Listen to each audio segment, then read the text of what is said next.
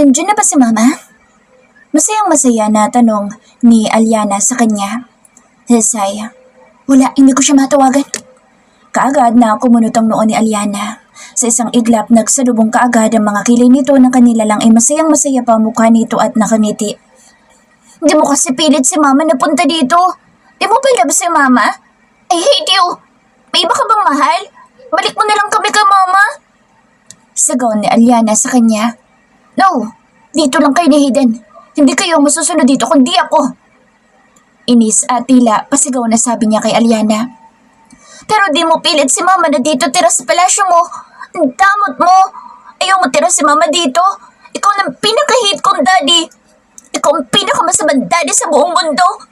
Hate you. I super hate you. Pagmamaktol ni Aliana. Bakit? May iba ka pa bang daddy? Tanong niya dito. Wala. Pero ikaw ang pinakamasamang daddy sa mundo. Binato pa siya nito ng hawak na Barbie. Aliana! Sa sobrang inis ay muli niya itong nasigawan. Dala na rin ang inis niya kay Ashley kaya niya nasigawan ng anak. Kaagad din naman siyang humingi ng sorry kay Aliana ngunit napanguso na lamang ito at naghalukot-kip na nakatingin sa kanya. Habang ang mga mata nito ay masamang nakatingin sa kanya. Paano niya nga ba mapapaamo ang batang ito? Hanggat di mo tira si Mama dito, hindi kita bate. Tinulak siya nito palabas ng silida. Nagpadala siya sa pagtulak nito. Hindi niya kayang labanan ng anak. Kahit inis na rin siya dito ay hindi niya magawang sigawan itong muli dahil sa kamalditahan nito sa kanya. Hinayaan niya na lang muna si Aliana. Ashley's POV. Nalimpungatan ako sa malakas na katok mula sa pintuan ng tinitirahan ko. Sino naman kayang napakaagang kumakatok na ito? Pagsulyap ko sa orasan, 6:00 na ng umaga. Napabalikwas kaagad ako ng bangon sa kama. Mukhang malilate na naman ako. Naalala ko sinabi ni Mr. Rossi sa akin kagabi. Tinignan ko aking cellphone na puno ng missed calls ni Aaron. Bakit siya tumawag? Maaga pala akong nakatulog kagabi. Hindi kaya nandahil sa kambal kaya siya tumawag kagabi? May problema kaya ang kambal? Bago mapudpud ang kamay ng taong kumakatok sa pinto'y pinuntahan ko na ito para pagbuksan. Napagbuksan ko si Aling Marta, ang may-ari ng bahay. Naku, pasensya na Ashley. Nastorbo ba kita? Hindi naman ho. Mabuting hapot kumatok kayo dahil kung hindi baka malilate na naman ako. Sabi ko dito. Naku, pasensya ka na Ashley ha. Hindi na ako magtatagal pa. Sasabihin ko na sa'yo. Kasi ibinenta ko na itong inuupahan mo. Huh? Kaagad na nanlaki ang mga mata ko. Ang laki kasi ng offer niya sa bahay na ito. Hindi naman ito kagandahan ngunit binili ng 2 milyon. Kaya grinab ko na. Pasensya na talaga, Ashley ha. Kailangan mo na ngayon lumipat ng matitirahan. Kukunin na kasi ng nakabili. Sabi nito sa akin. Ano? Hindi ko inaasahan na sinabi ni Aling Marta. Akalain mo yun, binili ang bahay na ito ng 2 milyon? Paano nangyari iyon eh? Sira na nga ang dingding nito. Pasensya ka na talaga, Ashley. Paghingi naman ito ng pasensya. Sino ba naman ako para magalit? Isa lang naman akong nangungupahan dito. Wala pa rin akong pakaalam kung ibinenta niya na ito. Hayaan mo, ibabalik ko sa iyong kalahati na ibinayad mong upa sa buwan na ito. Dagdag naman ito. Talagang kailangan ko nga ang pera na iyon para dagdag sa pagrenta ko ulit ng panibagong matitirahan. Kaagad akong napatawag kay Yana para sabihin sa kanya na hindi ako makakapasok. Sinabi ko sa kanya ang dahilan. Siya na raw ang bahala. Kaya nagpasalamat talaga ako na close ko si Yana. Hindi katulad ni Michelle Domingo at Lyra Bermejo. Mga sip-sip na, mga magnanakaw pa. Inayos ko mga gamit ko. Ngayon din ay aalis ako sa bahay na ito. Bakit kasi may gustong bumili sa bahay na ito? Talagang binili ng 2 milyon? Saan naman kaya ako pupunta? Mabuti na lang bumalik sa Aling Marta para sabihin pwede pa ako magpalipas ng gabi dito hanggat hindi pa ako nakakahanap ng bahay na malilipatan. Nakahinga naman ako ng maluwag. Buong araw ako naghanap ng malilipatan ngunit wala. Wala akong nakita. Pagod na pagod ako sa paglalakad hanggang sa may humindong kotse sa tapat ko nang magpahinga ako. Hindi ko inaasang si Mr. Rossi na naman ang makikita ko. Biglang nanlaki ang mga mata ko. Hindi niya ako pwedeng makita. Umabsent ako, baka kung ano isipin nito. Baka isipin niya naglalakwatsa ako kaya hindi ako pumasok. Kagad kong hinawi ang buhok ko sa kamukha para hindi niya ako makilala. Huwag ka na magtago, Ashley. Malayo ka palang nakita na kita. Magagabi na. Halika't ihatid na kita. Muli na naman na presenta niya. Bakit ba palaging gusto niya akong ihatid? Wala akong nagawa kundi ang hawin ang buhok ko para makita siya na maayos. Nakilala naman niya ako, bakit pa ako magtatago? Huwag na po sir, nakakahiya na po sa inyo. Muli ay tanggi ko ngunit lumabas ito at mukhang mamimilit na naman. Pumasok ka na. Maotoridad na sabi niya sa akin. Mukhang hindi na naman ako makakatanggi sa kanya. Wala din kwenta ang pagtanggi ko dahil namalayan ko na lang ang sariling naglalakad ng papasok sa loob ng kotse niya. Nasa loob na ako na magsalita ito habang binubuhay ang makina. So, naghahanap ka ng matitirhan? May nahanap ka ba? Umiling-iling ako. Wala po eh. Bukas na lang siguro ulit ako maghahanap. Pasensya na po kung absent na naman ako bukas. You can stay in my apartment. Sabi nito na hindi ko inaasahan. Ho? Bakit niyo naman ako patitirahin doon? Hindi naman ako ganoong ka-espesyal sa inyo para patirahin niyo ako doon. Kagad na sabi ko. Wala nang paligoy-ligoy pa. Ngumiti ito at muling sumulyap sa akin. Ayaw mo? Sandaling natigilan ako at nag-isip. My offer is not bad. Miss Miranda. Isa pa, marami ako apartment na pinaparentahan. Muli ay sabi nito nang nakangiti habang abala sa pagmamaneho. Hindi ko kakayanin ng upa doon. Maghahanap na lang ako bukas ng matitirhan ko. Yung mura lang, ako lang naman mag-isa. Salamat na lang. Kaagad na tanggi ko. Hindi ko na malayan sa pag-uusap namin ay nakarating kaagad kami sa bahay. Pasok po muna ulit kayo. Muli ay pagyaya ko sa kanya ngunit tumanggi lang ulit ito. Maybe next time. Tanging sagot lang nito. Katulad nung kagabi. Hinintay niya ako makarating sa pintuan ng bahay bago ito umalis. Pagod na ako nang makarating. Inilabas ko ang susi ng bahay para buksan ito. Kaya pala hindi mo sinasagot ang tawag ko dahil may nanliligaw sa'yo. Abala ka ba sa pagkipaglandian sa manliligaw mo? Kaya hindi mo naisip ang mga anak mo? Napako ako sa aking kinatatayuan nang marinig ang boses ni Aaron. Hindi ko na ituloy sa pagtulak ang pintuan ng bahay dahil humarap ako kay Aaron. Humakbang itong palapit sa akin. Tanging liwanag lang ng poste ng ilaw sa labas ang silbing liwanag sa amin. Ramdam ko ang galit sa boses ni Aaron at alam kong umiigting ang kanyang panga sa bang oras na ito. Aaron, anong ginagawa mo dito? Biglang nautal ang boses ko. Nakita niyang hinatid ako ni Mr. Rossi. Sinusundo ka. Pero iyon lang palang makikita ko. Makikita ko lang pala na nakikipaglandian ka sa iba. Kaya naman pala hindi mo ako sinasagot. Hindi mo sinasagot ang mga tawag ko. Gusto kong kausapin ng kambal at kagabi, hindi ba't sabi ko dumaratso ka na sa bahay ko? Bakit hindi ka tumuloy? Dahil ba sa lalaking iyon? Dahil ba sa nagatid sa'yo? May iba na bang nagpapaligaya sa'yo, ha, Ali? Ginagawa niyo na ba ang ginagawa nating dalawa, ha? Lumakas ang boss nito. Napalingon ako sa paligid. Aaron, ano bang pinagsasabi mo? Hinatod lang ako ng tao. Bakit mo pinag-iisipan mo na masama? Teka, bakit ka ba nagagalit, ha? Wala na bang tayo? Hindi ba't si Lara ang mahal mo? Hindi ako? Pero bakit ka nandito tumaas ng asawa ko? Sa papel lang naman tayo mag-asawa pero sa totoo wala. Walang tayo. Sagot ko dito dahil sa inis ko. Tinalikuran ko siya at tuluyang binuksan ang pinto ng bahay ngunit tinawakan niya ang braso ko at biglang hinigit niya rin akong papasok sa loob ng bahay. My eyes widened because of his glaring eyes. He gripped my arm even tighter and I didn't expect him to recklessly lean me against the wall. Napapikit ako ng mariin. Akala ko sasampalin niya ako ngunit walang palad na dumapo sa pisngi ko. Answer me, Ali. Nanliligaw ba sa'yo ang nagatid sa'yo dito? Or may nangyayari na sa inyong dalawa? Madiin tanong niya sa akin. Naimulat ko ang aking mga mata. Kung nanliligaw man siya sa akin, wala ka nang pakialam pa doon, Aaron.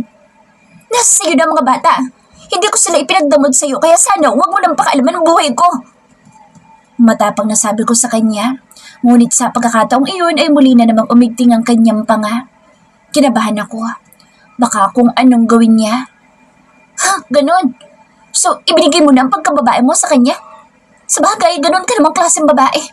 Ginapang mo nga ako nun eh. Kaya di na ako magtataka kung ibinigay mo na sa kanya ang pagkababae mo. Biglang tumaas ang kamay ko at nasampal ko ito. Wala kang karapatan na sabihan ako ng ganyan. Lumandas ang aking mga luha. Pakiramdam ko ang baba ng tingin niya sa akin. Wala namang katotohanan ng mga sinabi niya. Sa loob nga na ilang taon, walang ibang nakaangkin sa akin kundi siya lang. Pero pag-iisipan niya pa ako ng ganoon. Ganoon na ba ako kababang babae para sa kanya? Sa kanya ko nga lang ibinigay ang pagkababae ko. Pag-iisipan pa niya ako ng masama. Kung wala kang magandang sasabihin, lumabas ka na lang. Umalis ka na lang, pwede ba? Pinikit kong aking mga mata. Tuloy-tuloy ang paglandas ng luha ko. Naghahanap lang naman ako ng matitirahan pero pag-iisipan niya ako na masama dahil lang sa nakita niyang hinatid ako ng lalaki. I'm not living here without you. Buong tapang ko na naman siyang hinarap. Sinamaan ko ng tingin kahit na patuloy pa ang paglandas ng aking mga luha.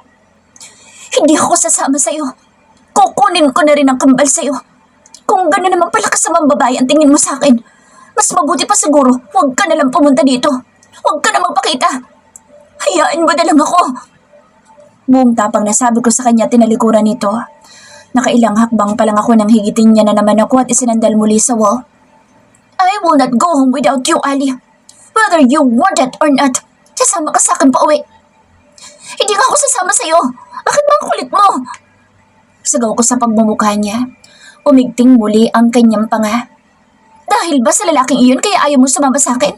Well, I'll remind you that I'm better than him. Nanlaki ang aking mga mata nang walang paalam niyang angkinin ang aking labi. Nagpumiglas ako't itinulak siyang palayo sa akin ngunit ayaw niyang magpadala sa pagtulak ko. Mas lalong humigpit ang pagkakabaon niya sa akin sa dingding. Aaron, ano ba? Pagpupumiglas ko. Dahil sa ginagawa ko mas lalo pang humihigpit ang paghawak niya sa bewang ko habang ang isa pa niyang kamay ay madiin na pumipisil sa kaliwa kong dibdib. I'll just remind you that you're only mine. There's no one else to claim or fuck you but me. Madiing sabi niya pagkatapos niyang pakawalan ang labi ko. Buong lakas ko siyang itinulak palayo sa akin ngunit hindi ko magawa dahil mas malakas naman siya sa akin. Aaron, ano ba? Tama na! Halos isigaw ko ang katagang iyon ngunit muli niyang marahas na inangkin ang labi ko. Saka ko narinig ang pagkapunit ng damit ko. Napunit niya ang damit ko at itinapon ito kung saan. Kinagat pa niya ang labi ko dahilan para mapaigik ako. Aaron, tama na! Muli ay pakiusap ko ngunit hindi siya tumigil. Mas lalo pa nga itong nanggigil at pinilit niyang hubarin sa akin ang suot kong pantalon. Aaron, ano ba? Tama na nga eh! Pagpupumiglas ko ngunit ayaw niya pa rin tumigil. Hinablot niya ang braso ko, tinila akong papasok sa loob ng kwarto ko. Nang marating namin ang kwarto ko ay kaagad niya akong itinulak sa kama. Aaron, ano bang ginagawa mo? Napaatras ako sa headboard ng aking kama. Nag-aapoy pa rin sa galit ang kanyang mga mata. Dahil sa pag-atras ko, yumuko ito at pilit na inaabot ang aking mga paa. Nang maabot ang paa ko, hinila niya akong palapit sa kanya tuluyan na hinubad ang aking pantalon. Nang mahubad dito ay marahas, niya naman na pinunit ang underwear ko. Wala nang tigil ang pagtulo ng aking mga luha. Itinapon niya kung saan ang panty ko. Pagkatapos niya akong hubaran ay tumayo ito sa aking harapan saka naghubad ng sariling saplot. Napaatras akong muli nang mahubad na nito ang lahat ng saplot niya. Muli na naman itong yumuko para hilahin ulit ang mga paa ko palapit sa kanya. I will remind you how I am when I get mad, Ashley. You are only mine, just mine. Do you understand me? Your body is only mine, as well as your soul is only mine.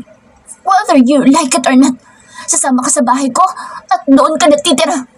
Huwag mo kong iyakan dahil hindi ako naaawa sa iyak mo. Words that pierced my chest.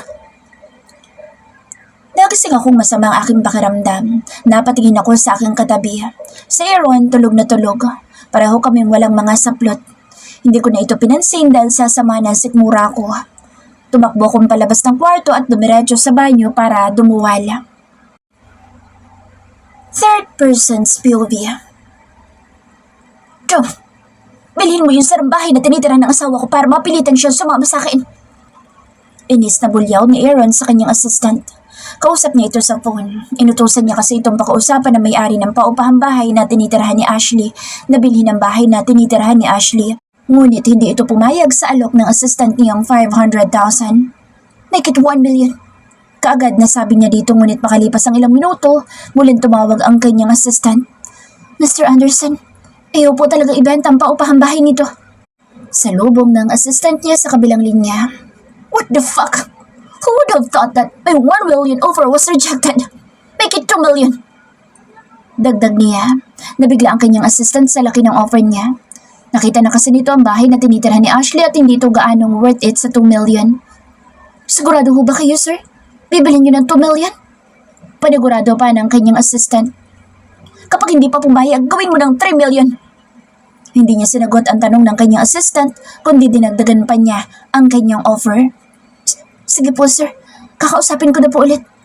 Muli nagpaalam ang kanyang assistant na patayin ang tawag nito para kausapin na may-ari ng paupahang bahay. Ilang oras siya nakaupo lang sa kanyang swivel chair habang nasa loob ng kanyang silid, nakaharap sa kanyang laptop habang nakapatong ito sa kanyang table. Umaga na pero hindi pa rin siya lumalabas ng silid. Hindi pa rin siya kinakausap ni Aliana. Ibinili niya na lang muna ang kambal sa matagal na nilang katiwala na si Nelia. Madali lang namang naging close ng kambal si Nelia. Dahil naghahanap ng kalinga ng nanay ang kambal kaya siguro kaagad na mga ito nakasundo si nanay Nelia. Kaya ngayon kailangan niyang mapalipad sa Ashley na hindi pinipilit. Naisipan niya na lang na bilhin ang tinitirahan nito para mapilitan na talaga itong sumama sa kanya kung sakaling kausapin niya at alukin na sa bahay niya tumira. Dahil kung hindi niya gagawin iyon, baka tuluyan na magalit sa kanya ang kanyang anak na si Aliana.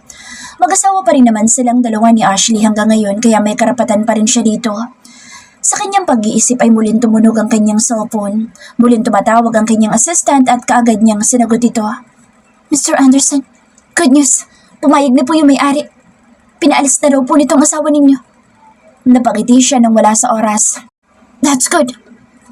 Wala ka ng ibang tatakbuhan pa, Ali. Kundi ako lang.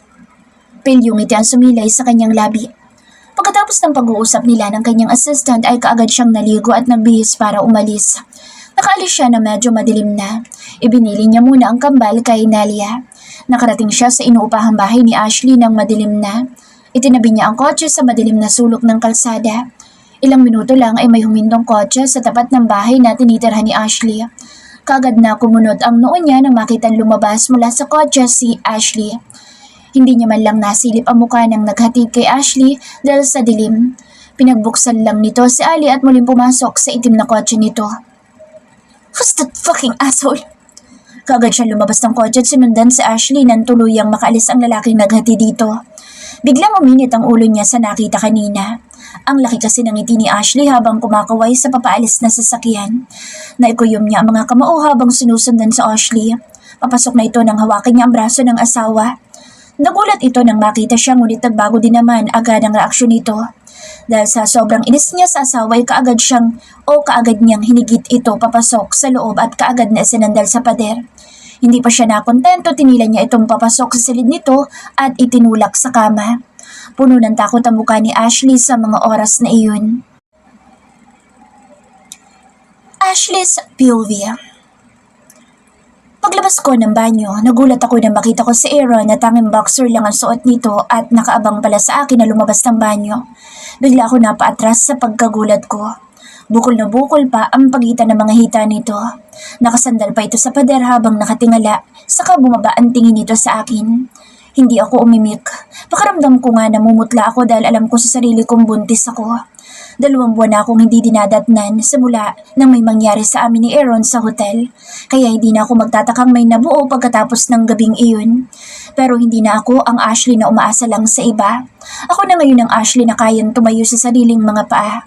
Kaya kong buhayin ang batang ito na nasa sinapupunan ko nang walang tulong mula sa kanyang ama. Humakbang ako para daanan ito. Natigilan naman ako nang hawakan niya ang braso ko. Unti-unti akong humarap sa kanya. Nagkatitigan kaming dalawa na ilang segundo bago ito nagsalita. Why do you look pale? Pansin niya ang pamumutla ko. Hindi nga ako nagkakamali, talagang namumutla ako.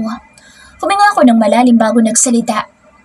Ganito lang talaga ako kapag bagong gising. Walang gana na sagot ko sa kanya. Really?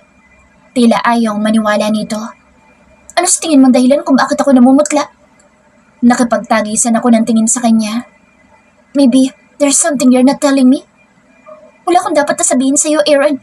Umuwi ka na dahil baka umiiyak na ngayon ang kambal dahil hinahanap ka. Hindi mo man lang inisip pa ang kambal. Talagang dito ka pa natulog magdamag para lang magawa mo ang gusto mong gawin sa akin. Inis na sabi ko sa kanya. Nagustuhan mo naman. Hanggang ngayon nga naririnig ko pa rin ang sunod-sunod na halinghing mo. Pilyo itong umisi. Kaagad ko naman tinesan ng kilay. Pervert! Tumawa lang ito. Nakalimutan mo na bang hindi ako uuwi hanggat hindi ka kasama? Kung hindi ka sasama sa akin, hindi rin ako uuwi. Dito ako hanggat ayaw mo sumama sa akin. Kaya wala kang ibang choice kundi ang sumama sa akin dahil kung hindi, pilyong sabi nito na tila ba tinatakot pa ako o binablockmail. Kung hindi baka ilang araw din na walang kasama ang kambal. Hindi ako uuwi na hindi ka kasama. Hindi mo naman yata kayang tiisin ang kabal, hindi ba? Isa pa pinapaalis ka na sa bulok na paupahang bahay na ito. Tinatakot mo ba ako, Aaron? Bigla ako natigilan na mag-sink in sa isip ko, sinabi niya. Paano mo nalaman na pinapaalis na ako dito? Sandali na naman ako natigilan. Huwag mo sabihin, yes, I am the one who bought your rotten rented house. Sumakit bigla ang ulo ko sa sinabi niya. Ano bang naiisip ng hudas na ito? Bakit niya naman binili ang inuupahan kong bahay? Kung laitin niya nga ito'y sobra-sobra pero pinag-aksayahan niya naman ng pera para lang bilhin. I can afford to buy even you, Ali. Just tell me your price. Inirapan ko ito. Nababalo ka na. Inis na tinalikuran ko ito. No, I'm just telling the truth. Also, you know what drives me crazy? You're the only one who makes me crazy, Ali. Mga banat nitong hindi ka panipaniwala. Sa buong noon na napaupo ako sa sofa, naiinis na binalingan kong muli ito. Ano pa ba gusto mo, Aaron? Gusto mo ba yung ubos na ako? Yung wala nang natira sa katawan ko? Pinagsawaan mo na nga ako kagabi. Hindi lang kagabi, kundi noon pa lang sa hotel pinagsawaan mo na ako. Ano pang gusto mo? Gusto mo ba yung wala nang matira sa akin? Napapagod na sabi ko sa kanya. Ano pa bang gusto niya sa akin? Kung katawan lang ang gusto at habol niya, maraming babaeng pwedeng magpaligaya sa kanya. I want to be with you for the rest of my life, Ali. My lips parted when he answered. Gusto kong maniwala ngunit nagawa niya na rin akong sabihan noon ng matatamis na salita. Pero nauwi lang sa pagpapatay sa akin. Hindi na ako maniniwala pa sa mga matatamis na salita lumalabas sa bibig niya. Para sa kambala. Kaya nagawa ko sumama kay Aaron. Kapag patuloy ako nagmatigas, baka totohanin ni Aaron na hindi siya uuwi. Paano na lang ang kambal? Tahimik lang kami sa loob ng kotse habang nagmamaneho ito. Paminsan-minsan sumusulyap ito sa akin habang nagmamaneho. Ako naman ay nakatanaw lang sa labas. Pagdating sa bahay nito, excited akong pumasok para makita ang kambal. Nasa sala na ako nang marinig ko ang iyak ng mga ito. Nagmadali kaagad ako makarating sa sala sa bahay ni Aaron. Wala pa rin pagbabago ito. Ganoon pa rin naman, tulad nun dati. Nadatnan kong umiiyak ang kambal habang pilit na pinapatahan ni Nanay Nelia. Hanggang ngayon pala, nandito pa rin si Nanay Nelia. Katulong pa rin ni Aaron. Mabuti naman at kahit noong gustong-gusto nang tanggalin ni Aaron, ito ay hindi naman pala natuloy dahil hanggang ngayon nandito pa rin si Nanay Nelia. Parehong nagulat ang tatlo nang makita ako. Mama! Sabay na bulalas ng kambal, samantalang si Nanay Nelia naman ay hindi rin makapaniwalang nakita ako. Mula sa pagkakaiyak ng dalawa ay lumaki ang awang ng mga labi nito at sumilay ang mga ngiti sa labi. Tumigil ito sa pag-iyak. Pinunasan ng luha sa kani-kanilang mga pisngi. Sabi ko na nga ba umiiyak ang kambal. Kaagad na tumakbo silang dalawa para lapitan ako. Mukhang nag-uunahan pa nga ang mga ito sa paglapit sa akin. Mama! Sabay silang napaiyak sa akin at lumuhod ako para pareho ko silang mapantayan. Yes, makakasama ko na kayo ulit araw-araw. Sabi ko sa kanilang dalawa. Mama, dito na po ba kayo titira? Pilit ba kayo ni Daddy na dito tumira? Tanong sa akin ni Aliana. Tamang-tama naman ang pagpasok ni Aaron. Nabaling ang tingin ko kay Aaron. Hindi naman anak pero gusto ko kayo makasama kaya sumama na ako sa daddy niyo. Kagad na nagsalubong ang mga kilay ni Aaron dahil sa sinabi ko. Dahil ang totoo'y pinilit niya naman talaga ako. Talaga mama ha? Huwag na kayo alis. Dito na kayo forever. Yan na lang natin si daddy. Hanap na lang ako ng ibang daddy. Ayoko na sa kanya. Nakangusong sabi ni Aliana sa akin. Kagad namang sinagot ni Aaron si Aliana. You will never find another perfect daddy like me, Aliana. I won't let anyone else hang around your mom. Napaawang ang labi ko sa sinabi nito. Iniwan niya rin kami pagkatapos niyang sabihin ang katagang iyon. Nanay Nelia, asikasuhin mo muna mag-ina ko. I just have to take care of something important. Bili ni Aaron kay Nanay Nelia. Inasikaso muna kami ni Nanay Nelia. Hinatid niya kami sa silid ng kambal. Doon ko na rin ilalagay ang mga gamit ko kaya tuwang-tuwa si Aliana dahil makakatabi na raw nila akong matulog. Magkaiba naman ang kama ng kambal. Magkahiwalay silang dalawa na natutulog. Kuya Hayden, sa akin tatabi si Mama ha? Kay Daddy siya tatabi. Tutol naman ni Hayden. Napakaseryosong bata talaga nito. Ayoko nga. Ayoko tabi si Mama kay Daddy. Ba't yun? Di siya makakatabi kay Mama kahit na kailan. Nakangusong sabi na naman ni Aliana sa kuya niya. Pinagtalunan pa ng dalawa kung saan ako tatabi. Pinagpipilitan ni Hayden na tabi kami ng daddy niya habang sa Aliana naman ay ayaw na ayaw niyang magkatabi kami ng daddy niya. Dahil sa pagod, pagkatapos namin maglinis ng katawan at kumain ay kaagad din kaming umakyat para magpahinga na. Wala si Aaron, umalis dahil may importante daw itong pupuntahan. Kinaumagahan, day off ko kaya niyaya kong mamasyal ang kambal. Dumaan muna kami sa mall para ibili sila ng kanilang gusto. Tama na siguro ang konting sahod ko para maipasyal ko ang dalawa. Meron ng laman ng ATM ko. Tamang-tama rin kasi ang sahuran sa day off ko. Pagdating namin sa mall na pinagtatabahuhan ko, wala si Yana. Day off din pala ito. Naka-duty lang ang dalawang impacta, si Michelle Domingo at Lyra Bormejo. Hinila ako ni Aliana patungo sa mga laruan.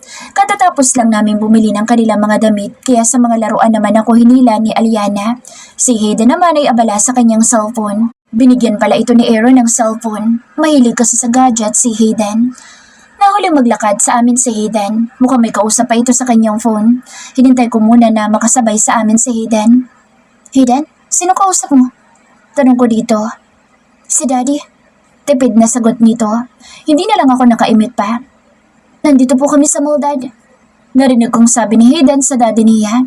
Nanatili lang ako nakikinig sa bawat sinasabi ni Hayden. Kaming tatlo lang, Dad. Walang ibang kasama. Muli ay narinig kong sabi ni Hayden sa daddy niya. Wala po, Dad. Wala ibang lalaking kasama si Mama. Dagdag pa na sabi ni Hayden. Kumunod kaagad ang noo ko nang marinig ang sinabi ni Hayden. Baka pinagbibintangan na naman ako ni Aaron na may ibang lalaking kasama. Mama, tara na po. Hinila na ako ng tuluyan ni Aliana palapit sa malaking doll. Mukhang mamahalin ang doll na iyon at baka kapag ipabibili ni Aliana sa akin iyon ay mabibigo ko lang ito dahil hindi ko naman kayang bayaran ng presyo noon. Mama, ang ganda! Tuwang-tuwa na sabi ni Aliana sa kaniya kapang malaking doll. Kasintangkad niya na nga ito. Mama, gusto ko po itong doll. Natigilan ako sa sinabi ni Aliana. Paano kaya ito? Wala akong pambili. Hindi ko kayang bilhin ang doll na sinasabi niya. Kagad ako lumapit kay Aliana. Aliana, baby, siguro next time na lang natin bilhin yung doll na gusto mo ha. Hindi na kasi kasya ang pera ni Mama eh. Biglang nalungkot ang mukha ng anak ko. Bigla rin akong nalungkot. 5,000 na lang kasi ang pera ko dito. Sa itsura ng doll mukhang lagpas 5K ang presyo. Naawa akong bigla kay Aliana. Pero gusto ko po yung doll, Mama. Pag-iipon na lang po ako, Mama. Lahat ng bigay ni Daddy sa akin pera, hulog ko sa alkansya para mabili ko po yung doll. Malungkot pa rin na sabi ni Aliana sa akin. No, baby. Si Mama bibili ng doll na iyon. Hindi mo kailangan mag-ipon para sa doll na iyon. Hayaan mo kapag nakaipon si Mama, bibili natin iyon, okay? Malumanay na sabi ko sa kanya. Lumapit ako sa cashier para itanong kung magkano ang doll. $300 po, ma'am. Sagot sa akin ng cashier. Napangangako sa laki ng presyo. 16,000 pesos. Isang buwang sahod ko lang iyon. Kaya kong bilhin iyon ng isang buwan. Bibilhin ko na ang doll. Napaangat ako ng tingin nang may magsalita sa tabi ko. Isang pamilyar na boses. Nagulat ako nang makitang si Mr. Rossi ang gustong bumili ng doll na gusto ni Aliana. Napatingin ito sa akin kaya nagkatitigan kami ng ilang segundo. Okay po sir, wait lang po, ipakukuha ko sa isang staff. Sabi ng cashier. Sumayas ang cashier sa isang babaeng stop at ipinakuha ang malaking doll. Naku, mukhang nag-iisa pa lang naman yung doll. Paano na? Wala nang doll sa Aliana. Kayo po pala Mr. Rossi. Nakangawin na bati ko dito. Nandito ka pala, Miss Miranda. Ireregalo niyo po ba yung malaking doll sa anak niyo, Mr. Rossi? Tanong ko dito. No? Kagad na sagot nito. Kung ganoon, huwag niyo sanang masamain kung nagtatanong ako. Kanina niyo po ibibigay yung doll? Ngumiti naman ito bago nagsalita. Someone special to me.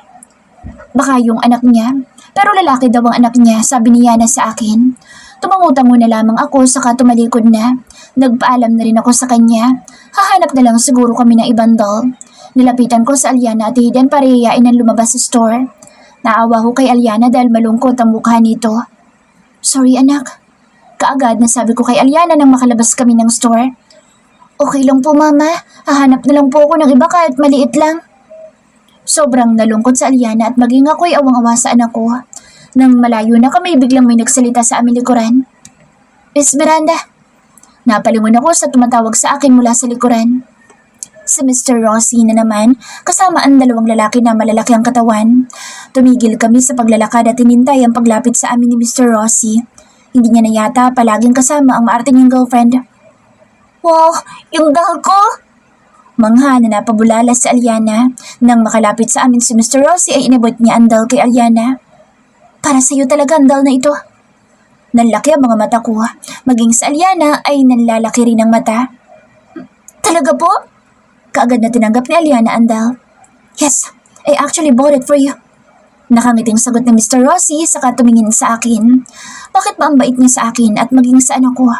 Sino ba naman kami para gastusan niyang anak ko ng halagang 16,000 pesos na doll? Oh, maraming salamat po Mr. Rossi. Hayaan niyo po. Babayaran ko na lang po ito. Kaltas niyo na lang po sa sahib ko.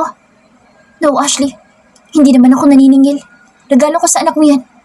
Kaagad na tanggi nito. Maraming salamat po. Buti pa kayo, mabait. Dado ko kasi sungit. Nakangusong sabi ni Aliana. Napangiti lang sa Mr. Rossi at kaagad din na nagpaalam sa amin.